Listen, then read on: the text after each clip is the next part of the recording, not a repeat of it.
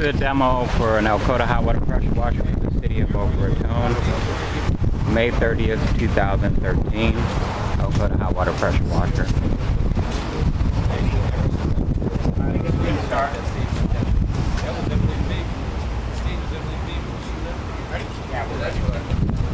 Alright, we should run through the basic maintenance on the works. Like anything else you got here in the police department. Check your engine oil. Dipstick's right back in here. Make sure it's full to the dot. The whole way at the top. Down some tight air filter. That's all basic oil filters here. Basically just, it does have a low oil shutdown. So if you shut the engine off, if you run out of oil, or low on oil, it also has a high temp shutdown. So this thing cuts out. You don't just have crank, you have to check that out, everything else. We're pulling level on here. And the other part, really, it's tight by a right even with the red dot on a level ground. Now it's not perfectly level, but when you're already going to make sure you see that. You start to see the pump at all get water in there. You want to do an oil tank. Only 50-yard oil tank, man, I've got to recommend maybe every $500. With our humidity and everything here, we recommend as often as every $100 to $300. Just really depends on how hard you're running it. Just maybe it. They have just started recommending a, like a synthetic kind of dirty pump, and then just use the recommended itself. And we do have a little air bleeder here, because the pump runs dry, and if you were just absorbed for a while and you need to run, go ahead and pop that out.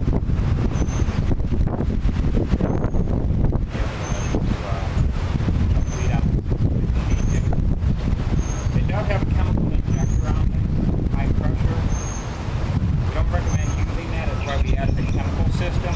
What happens when you got a high pressure injector, you're sucking the chemical into the end of the pump. You got to watch the chemical you use. But because we bypass the water back to the tank, when you shut the gun off, even if it's 5 minutes later, normally you get about 3 minutes of run time, 5 minutes before you overheat a pump on every pressure washer you're cleaning. What happens is heat of compression, and you know how the hydraulic system doesn't are restricted and hot. Anything under pressure is going to cool. This water can actually boil into the pump if you let this bypass it. And you start melting your valve and damage. So what we do to combat it is we actually run a bypass hose to the top of the tank. It's actually the water tank to the pump. That's the main reason we don't recommend running the chemical injector. If you shut the gun up, now you've got to go in the pump and pull the tank up yourself. Okay, so if you have an independent temp system, so it's really not necessary. If you have a special application that can be added to your tank water or whatever, that'll be fine. But in general, you just want to maintain that. This is your pressure regulator here. The bypass unloader. Pressure valve is the new version for a second.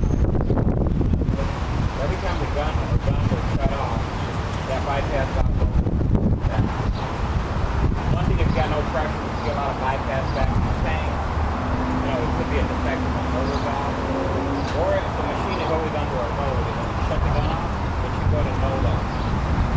Or if it's still under a load and it's not moving up and down, it's very loaded here, so that might be it. The place that you need to know about the bypass pressure more than the open pressure, so either we can do it on our shop, but in general, say you crank it away and you got the wrong tip on, and all of a sudden now you get back up to 3,000 PSI of rated pressure. If you shut the gun off, you could actually hit over 20,000 pounds of pressure.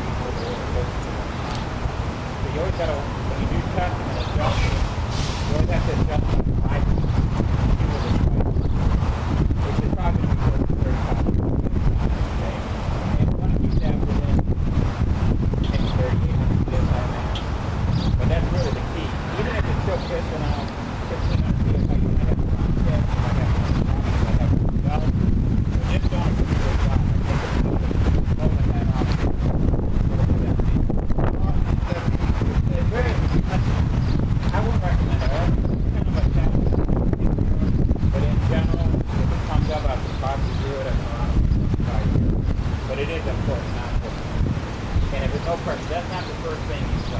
have that thing kind of off.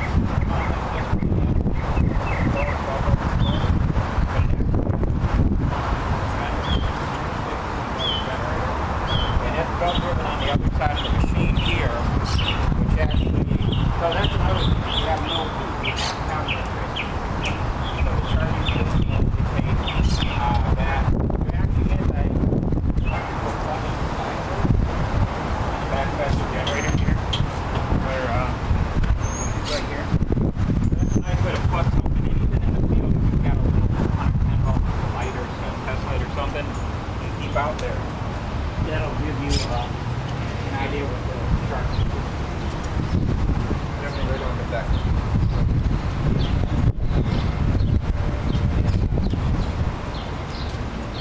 Okay, and it does have a overflow tank or the flow tank for the antifreeze. Water.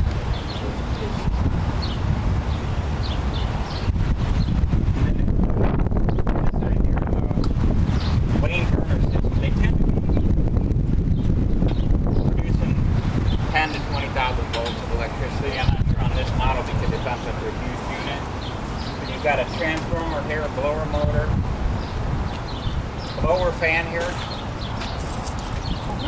No problem. And fuel pump. Another thing that normally is around 120 PSI fuel pressure on the fuel pump. So that's one of the indicators of the way to tap into it, and it'll be in the guide on how to check the pressure if you have no fuel. You got a 55-gallon diesel fuel tank. It's huge. It's going to power the burner system, the fuel for the burner, the diesel fire burner, and the diesel engine. So anything related to that, you know, low oil. You got a drain here so you can drain any water or moisture off the bottom of the tank so it's easy to service. You got a Regulator fuel filter. Basically it's going to go from the diesel fuel tank to the Regulator style fuel filter, which is an oil water separator type. It goes into the fuel pump, from the fuel pump into the nozzle. They got electrodes inside there that make the arc give you spark fuel in there to get fire. Typically this is just a flamethrower inside there. The unique part about this machine that we haven't sold one like it since, but it's got a 483-foot long heating coil. Stretched it out. 3/4 inch Schedule 80 coil in here. About the biggest in the industry, 30-inch diameter. So it's going to give you plenty of heat. Rushing through here. We have water drains on the bottom and fuel drains. If you see where maybe it's a little diesel fuel coming out of that, there's also little things like worn out or fuel nozzles, fuel pressure, you know, different things that could be causing it. So that's another thing to look for. And there's actually 3 drains throughout the unit, so you'll be able to find out if it's the front, the back, you know. Also, if water gets in there from side wind, we did put a heat deflector on there. So it shouldn't get so much moisture unless we get these 30-mile winds and everything coming through here. So basically that's the complete system. The 110 volt runs to the generator, and you got all kinds of breakers throughout the system, so something to keep an eye on. Once again, it's a belt-driven generator. First thing to check is your belt. Check your voltage if you have no heat. Obviously check your fuel. And the fuel filter, if it gets dirty, will actually clog up and prevent fuel from passing through, so that would be another one you want to check. We recommend dating and put like the hours on all your filters just to make sure you're up to date on the changes. This is the suction hose under here for the chemical system, but like I said, it's not really recommended to use that type of chemical system. Battery's right back here. I think we covered the majority of everything. This is the chemical feeder here, so when you do need and want to use any kind of chemical through the system, it's appropriate, you can run that. But remember, it's also going to cycle back to the thing. on the 12 volt part of the system, you have a 12 volt pump here. What it is, it's on demand. So what'll happen is it'll kind of cycle and kick on and off until the air gets out. Right now it's already spraying. That's water. It's got a pretty decent fan pattern that you can get on it. Right down the area. When I shut the valve off, the pump is on demand, so it's going to shut off automatically.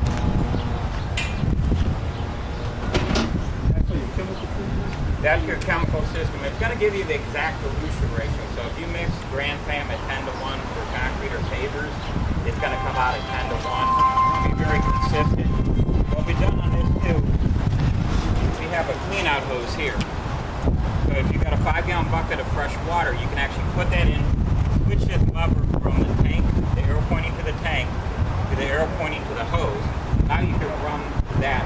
Say you need a sprinkler rust remover, but it's a small area. You don't need to fill up a tank with sprinkler rust remover.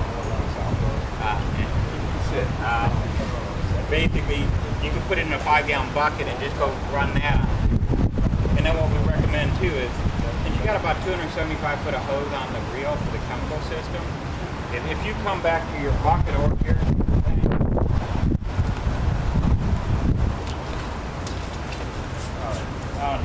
water and chemicals can stay in the line like a straw.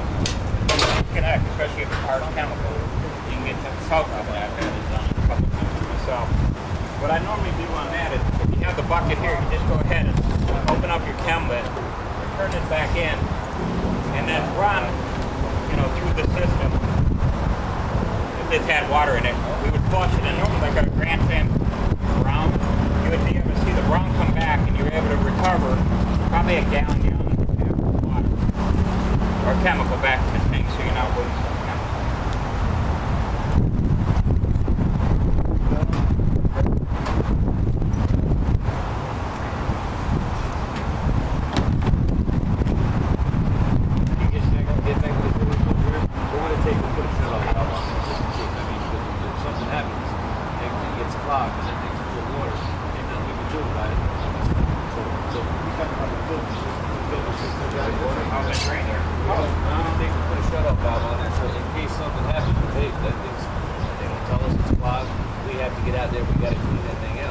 The only thing we don't normally recommend that because if somebody forgot to put the valve and they started the machine and they're waiting for it to prime and that's a little bit of cavitation time. Cavitation is what kind of hits propellers and all that stuff. That can actually, an air bubble when it implodes is equal to about 40,000 pounds of pressure hitting something. Actually, I worked with some guy from Russia that made a cavitation system that was cleaning boat hulls, and it would blow bubbles that would pop on up against. And it had as much impact as the 40,000 PSI pressure. So nothing's worse than cavitation. That's why we tend not to do that. I mean, it's kind of maybe have to wait for the drain. It obviously can be done, but we just try to, if you're owner-operator, it's your baby. You got a lot of guys and they're just trying to figure it out. I got no pressure. And you get the phone call and the machine's still running in the background. And I've had homeowners, and I used to have a rental center over here. And, I got no pressure coming out of the gun, and now I step on the garden hose, see if it's, sometimes it'll collapse if it's not enough water pressure. And she goes, oh, you have to have a garden hose hooked to the pressure washer? And I'm like, are you shitting? And I hear my machine running, so that's just burning everything up. But typically, you never know how someone's going to run the equipment. So basically, they just made this thing see. We tried to as best we. That's why we got the bypass back to tank, the drain, everything, so you can dump it if needed. All right, know what I'll do? You always, when you want to start the engine, a couple things. If it's cold, it has like an automatic situation with the glow plug. When you start it, you'll notice it didn't start. Which is oh, good. So what you got to do, this is on a time delay. So you hit the green button,